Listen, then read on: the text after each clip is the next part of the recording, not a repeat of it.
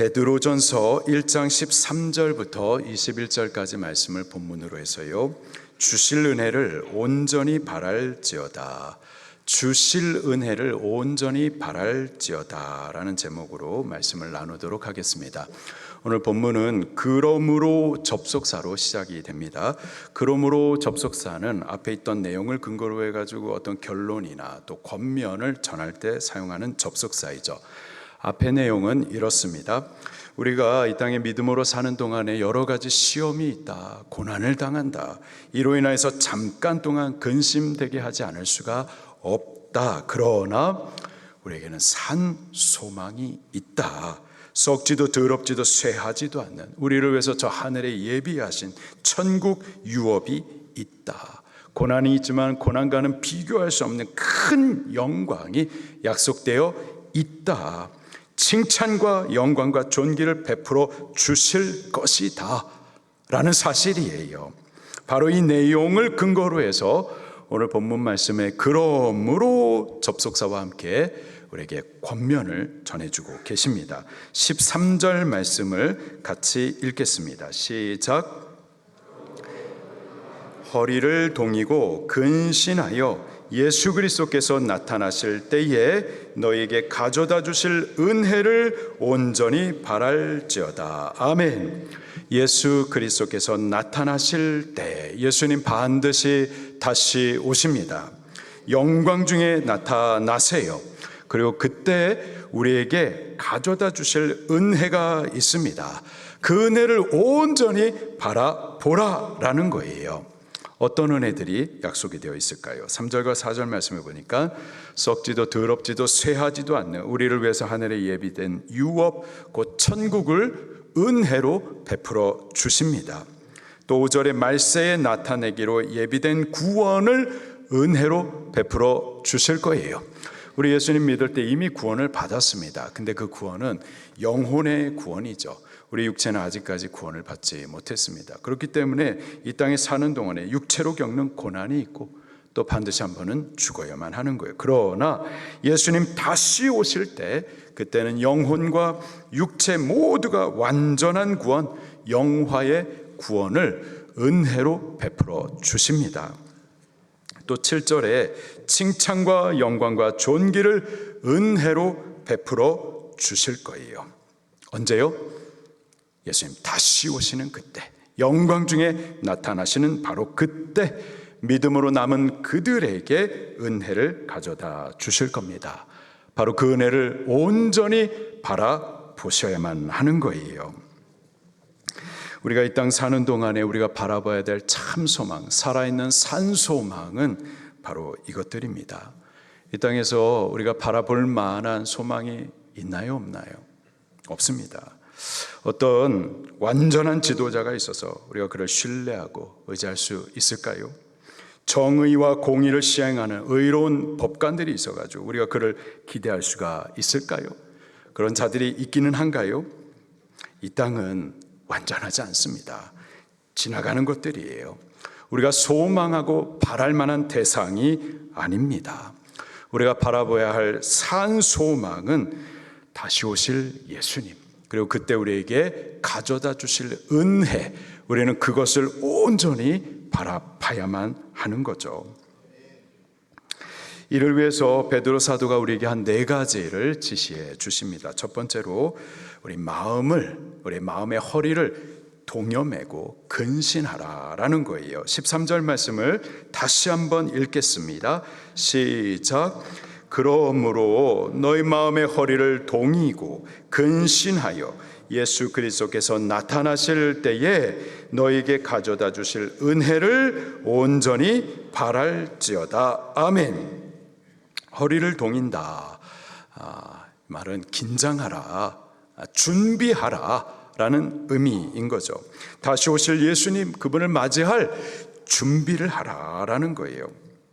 그때 가져다 주실 그 은혜를 받을 준비를 하라, 준비하면서 허리를 동여매라 라는 뜻이죠. 이 표현은 출애굽기 때에 처음 등장하게 되는데요. 구약시대 이스라엘 백성들이 출애굽을 앞두고 10번째 재앙, 곧 죽음의 심판이 애굽에 있었었죠. 왕으로부터 모든 백성의 맏아들 또 짐승의 첫 새끼까지 모든 장자들이 다 죽어 나갑니다. 그때 하나님께서 이스라엘 백성들은 죽지 않도록, 심판받지 않도록, 멸망받지 않도록 구원의 길을 가르쳐 주셨어요. 곧 어린 양을 잡아 그 피를 진문설주와 임방에다 뿌리고, 그리고 그 유월절 어린 양 고기를 급히 먹으라 말씀하시죠. 그리고 급히 먹을 때 그때에 허리에 띠를 띠고 또 발에 신을 신고 손에 지팡이를 잡고 급히 먹으라, 이렇게 말씀을 하십니다. 자, 그때 허리에 띠를 띈다. 허리를 풀어놓고 편안하게 먹는 게 아니에요. 긴장을 풀라라는 것이 아닙니다. 허리에 띠를 띈다라는 것은 언제라도 출애굽을 명령하면은 곧바로 나갈 수 있도록 준비하면서 먹고 있으라 라는 거죠. 준비하라 라는 뜻이 허리에 띠를 띈다라는 의미인 겁니다. 오늘 본문에서도요, 허리를 동이라 같은 의미인 거예요. 주께서 다시 오실 때, 영광 중에 나타나실 때 그분을 맞이할 수 있도록 깨어서 준비하고 있으라 라는 의미인 겁니다. 예수님께서도 같은 표현으로 같은 말씀을 하셨어요. 누가복음 12장 35절 36절 말씀에 허리에 띠를 띠고 등불을 켜고 서 있으라. 너희는 마치 그 주인이 혼인집에서 돌아와 문을 두드리면 곧 열어주려고 기다리는 사람과 같이 되라. 곧 문을 열어주려고 기다리는 사람과 같이 허리에 띠를 띠고 있으라. 깨어서 준비하고 있으라. 그렇게 말씀을 주십니다. 우리도 준비하십시다. 허리를 동이고 근신하면서, 예수님 분명히 다시 오실 텐데, 언제 오실지 모르지만 곧 오신다고 하셨는데, 다시 오실 주님과 그때 우리에게 가져다 주실 그 은혜를 온전히 바라보면서 허리에 띠를 띠면서 준비하고 계십시다. 두 번째, 사욕을 본받지 말아야만 합니다. 14절 말씀입니다. 시작. 너희가 순종하는 자식처럼 전에 알지 못할 때에 따르던 너희 사욕을 본받지 말고. 사욕, 영어식 표현을 보니까는 evil desire, 죄악의 욕망을 말합니다. 우리가 전에는 사욕을 따라 살았었어요. 죄악의 욕망을 따랐었습니다.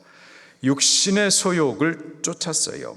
어떤 것들입니까? 갈라디아서 5장 19절부터 21절 말씀에 음행과 더러운 것과 호색과 우상숭배와 주술과 원수 맺는 것과 분쟁과 시기와 분냉과 당 짓는 것과 분열함과 또 이단과 투기와 술 취함과 방탕하는 것들입니다. 바울은 이러한 것들에 대해서 이렇게 경고를 해주고 계세요. 전에 너에게 경계한 것 같이 경계하노니 이런 일을 하는 자들은 하나님의 나라를 유업으로 받지 못할 것이요. 천국 못 가는 겁니다. 지옥 가는 거예요. 전에 알지 못할 때, 예수님을 믿지 않았었을 때 우리가 그렇게 살았었어요. 죄악의 욕망을 따라 육신의 소욕을 쫓아 죄를 먹고 마시고 즐거워하고 죄를 찾아 그렇게 살아왔었습니다. 음행과 더러운 것과 호색, 우상숭배와 주술, 또 술취함과 방탕한 삶을 살아왔었어요. 그렇게 살다가 멸망당했어야만 했다고요. 지옥 가야만 했었다고요. 그런 우리를 하나님께서 불러 구원하여 주신 거예요. 당신의 자녀 삼아 주신 겁니다. 지옥 가지 않고 천국 가도록 그 천국 유업을 약속해 주신 거예요. 그러니 이제는 다시 오실 예수님, 오셔서 우리에게 이 큰 구원, 이 큰 은혜를 가져다 주실 그 예수님을 온전히 바라보면서 전에 우리가 살던 죄악의 삶을, 이 사욕을 벗어버려야만 한다라는 거죠. 세 번째로요, 거룩한 자가 되어야만 하는 겁니다. 15절 말씀입니다. 시작. 오직 너희를 부르신 거룩한 이처럼 너희도 모든 행실에서 거룩한 자가 되라. 우리를 부르신 분은 하나님이십니다. 이 세상으로부터 부르신 거예요. 우리를 부르신 그분은 거룩하신 분입니다. 우리로 거룩하도록 부르신 거예요. 16절입니다. 시작. 기록되었을 때 내가 거룩하니 너희도 거룩할지어다 하셨느니라. 거룩함이란 이 세상으로부터 구별됨을 말합니다. 지금까지 우리가 세상 사람들과 똑같이 살아왔어요. 그러나 이제부터는 하나님의 사람으로 사는 거죠. 세상의 법을 따라 살아왔지만 이제부터는 하나님의 법을 따라 살아가는 겁니다. 그래서 이스라엘 백성들을 하나님께서 구원하신 이후에 이제 하나님의 백성으로 살라고 율법의 말씀을 주신 거죠. 율법은 하나님의 법입니다. 하나님의 백성이 살아가야 할 법인 거예요. 구원을 얻기 위한 조건으로 주신 법이 아니고요, 은혜로 구원받은 백성들에게 주신 법이에요. 하나님의 사람은 이렇게 사는 거다라고 주신 법이 율법이죠. 세상의 법이 있습니다. 세상 사람은 세상 사람으로 살아가는 법이 있어요. 그런데 우리는 세상에 살고는 있지만 우리 세상 사람입니까? 세상 사람 아니에요. 세상으로부터 부르심을 입어서 하나님의 사람으로 구별된 자입니다. 세상 사람과는 다른 법으로 살아야 되는 거죠. 구약의 이스라엘 백성들이 애굽에는 살았었지만은 고센 땅, 구별된 그곳에서 살았었어요. 애굽 사람으로서 사는 것이 아니라 하나님의 사람으로 구별되어 살았었던 거죠. 그게 바로 우리예요. 우리가 영적 이스라엘입니다. 우리가 이 세상에는 살고는 있지만 이 세상으로부터 불러서 하나님의 백성으로 구별된 성도로서 살아가야만 하는 겁니다. 이 땅이 아닌 저 하늘의 영원한 도성 천국을 유업으로 약속받은 자로서 이 땅을 살아가야만 하는 거죠. 때문에 세상 사람이 가는 길을 따라가고 세상 사람이 사는 법으로 살아서는 안 되고 오히려 이 세상을 거슬러서 살아야만 하겠습니다. 구별되어서 살아야만 하는 거죠. 하나님의 법을 따라 살고 말씀의 길을 따라 걸어가야만 하는 거예요. 그것이 거룩입니다. 거룩은 그렇게 하나님의 말씀을 따라 사는 거예요. 레위기 20장 7절에 너희는 스스로 깨끗하게 하여 거룩할지어다. 거룩함이란 깨끗한 겁니다. 시편 119편 9절에 청년이 무엇으로 그 행실을 깨끗하게 하리까? 주의 말씀만 지킬 따름이니라. 하나님의 말씀을 따라 사는 것, 그것이 우리를 깨끗하게 하는 거고 하나님 앞에 거룩하게 하는 거예요. 디모데전서 4장 5절에 하나님의 말씀과 기도로 거룩하여 짐이라. 결국 하나님의 말씀입니다. 그 말씀이 우리의 영적 생명을 낳아주시기도 하고 영적으로 자라게도 하시고 하나님의 사람으로 거룩하게도 해주시는 거예요. 우리 주님 다시 오시는데 다시 오실 그 주님을 맞이하기 위하여서 우리 허리를 동이면서 하나님의 말씀을 따라 거룩하게 살아갈 수 있기를 예수님 이름으로 축원합니다. 마지막으로요, 심판하신 하나님을 인식하면서 이 나그네의 삶을 두려움으로 지내셔야만 하는 겁니다. 17절 말씀입니다. 시작. 외모로 보시지 않고 각 사람의 행위대로 심판하시는 이를 너희가 아버지라 부른즉 너희가 나그네로 있을 때를 두려움으로 지내라. 아멘. 우리가 하나님을 사랑의 하나님 또 구원의 하나님으로 알고 있습니다. 맞습니다. 그러나 그것이 또 전부는 아니죠. 그분은 또 동시에 공의의 하나님이십니다. 죄에 대해서 심판하시는 불이세요. 히브리서 12장 28절과 29절 말씀에 그러므로 우리가 흔들리지 않는 나라를 받았은즉 은혜를 받자. 이로 말미암아 경건함과 두려움으로 하나님을 기쁘시게 섬길지니 우리 하나님은 소멸하는 불이심이니라. 우리 하나님이 어떤 분이시라고요? 소멸하는 불, 심판하시는 분이십니다. 우리 이 사실을 인식하면서 나그네로 사는 동안에 두려움으로 지내셔야만 하는 거예요. 그분은 심판하시는 하나님이십니다. 심판하시되 우리의 외모로 심판하지는 않으십니다. 유대인들은 유대인으로 태어난 사실로 구원을 얻을 것이라고 생각을 해요. 그들의 조상이 아브라함이고 다윗이기 때문에, 하나님께서 우리 민족을 택하셨기 때문에, 선민이라는 것 때문에 우리가 구원을 받을 것이라 생각을 하는 거죠. 그런데요, 하나님은 그러한 외모로 심판치 않아야 하신다라는 거예요. 비슷하게 우리도 마찬가지입니다. 우리 아버지가 장로님이시고 기도 많이 하시는 권사님이시다. 큰 은혜입니다. 큰 복이에요. 또 우리 가문이 목회자 가문이고 또 기독교 3대째, 4대째, 5대째 얼마나 귀합니까? 얼마나 큰 은혜입니까? 그러나 하나님은 그런 외모를 보시지 않으세요. 각 사람을 심판하십니다. 유대 민족, 기독교 지판, 이러한 그룹으로 우리를 보시지 않으세요.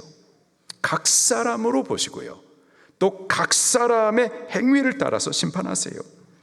각 사람이 예수님을 믿고 구주로 영접한 사실, 그것을 인하여서 구원하기도 하시고, 또 여러 가지 시험을 당하고 고난 당하면서도 믿음을 지키시는 것, 그것을 보시는 거죠. 그 믿음의 행위를 따라서 칭찬과 존귀와 영광의 관을 씌워주시기도 하고, 불신앙과 불경건의 행위를 따라서 꺼지지 않는 불로 심판하기도 하시는 겁니다. 우리는 그 사실을 인식하셔야 돼요. 그리고 나그네로 있는 동안에 두려움으로 지내셔야만 할 줄로 믿습니다. 하나님은 사랑이시라. 우리의 모든 죄를 용서하신다. 맞아요. 그러나 그 하나님은 또한 불신앙, 불경건에 대해서 심판하시는 공의의 하나님, 두려운 분이라는 사실도 우리를 기억하셔야만 하는 겁니다. 18절 말씀부터 다시 한번 우리가 받은 이 은혜, 주께서 다시 오실 때 우리에게 베풀어 주실 이 큰 구원에 대해서 강조해 주십니다. 18절 말씀입니다. 시작. 너희가 알거니와 너희 조상이 물려준 헛된 행실에 대속함을 받은 것은 은이나 금같이 없어질 것으로 된 것이 아니요. 아멘. 우리가 구원을 받았다라는 것은 우리가 구원받아야 할 죄인이란 사실을 전제하는 거죠. 너희 조상이 물려준 헛된 행실, 여러 가지 죄악들, 특별히 우상숭배의 죄악을 말씀하십니다. 우리 조상들도 장승 만들어 놓고 앞에 절하고, 또 죽은 조상 제사 지내고, 또 귀신 앞에 기도하고, 도움과 또 구원을 외치는 이런 헛된 일들을 행하였었습니다. 이러한 하나님께서 미워하시고 가증한 일들을 행하면서 범죄하고 그 죄로 인하여서 저주스럽게 꾸역꾸역 살다가 결국은 죽어가지고 영원한 심판 지옥에 떨어져야 될 자들이 우리였었다고요. 거기에서부터 하나님께서 우리를 구원해 주신 겁니다. 근데 이 구원을 위하여서는 반드시 그 죄 값을 지불하셔야만 해요. 그래서 대속함을 받았다, 이렇게 표현을 하고 있는 겁니다. 대신 이 죄값을 치루어 주신 거예요. 그 죄값은 금이나 은으로 되어지지 못합니다. 금과 은, 보물이죠. 세상에 귀한 거죠. 세상의 모든 가치를 대변하고 대표하는 것들입니다. 그런데요, 이 금과 은으로는 우리의 죄의 값을 다 지불할 수가 없어요. 금보다 은보다 더 귀한 것, 더 절대적으로 크고 귀한 것이어야만 하는 거죠. 19절 말씀입니다. 시작. 오직 흠없고 점없는 어린 양 같은 그리스도의 보배로운 피로 된 것이니라. 아멘. 예수님 그분은 스스로 하나님 영광의 본체이십니다. 하나님이세요. 근데 그가 우리 구원을 위해서 사람이 되어 이 땅에 찾아와 주셨고, 우리를 대신하여서 의로운 삶을 살아 주셨고, 또 우리의 죄 짐을 지고서 죄의 형벌을 받아 십자가에서 죽어 주심으로 그 생명의 피, 의로운 피, 보배로운 피를 흘려 주심으로 우리의 죄 값을 지불해 주신 겁니다. 그렇게 하심으로 주신 것이 구원이에요. 큰 구원인 겁니다. 20절 말씀 시작. 그는 창세전부터 미리 알린 바 되시니나 이 말세에 너희를 위하여 나타나신 바 되었으니. 아담과 하와가 범죄했었습니다. 하나님께서 금하신 선악과를 불순종하였다 먹음으로 범죄했어요. 그때 죄가 이 세상에 왔고 또 사망이 이 세상에 왔습니다. 죄와 사망이 모든 사람들을 위해 왕노릇하고 임했었어요. 그때 하나님께서 그 죄인들 구원을 약속하시죠. 여자의 후손이 오셔가지고 죄와 사망의 권세, 마귀의 대가리를 깨뜨려서 구원해 주실 것을 약속하셨습니다. 그 이후로 계속 약속하세요. 율법을 통해서, 성전을 통해서, 성전에서 드려지는 제사를 통해서, 제물을 통해서 이와 같이 희생되어 죽으실 구원자가 우리의 죄를 사하시고 구원을 이루어 주실 것이다 약속하십니다. 또 선지자들의 입술을 통해서 계속하여서 구원자가 오실 것이다. 그가 우리의 죄를 사하시고 그 죄로부터 구원하실 것에 대해서 계속하여 예언해 주셨죠. 그렇게 창세전부터 미리 알림 받으시고 약속하시고 예언하신 대로 예수님께서 이 말세에 그 예언하신 구원자로 그리스도로 이 땅에 우리에게 찾아와 주신 겁니다. 오셔서 우리의 구원을 이루어 주신 거예요.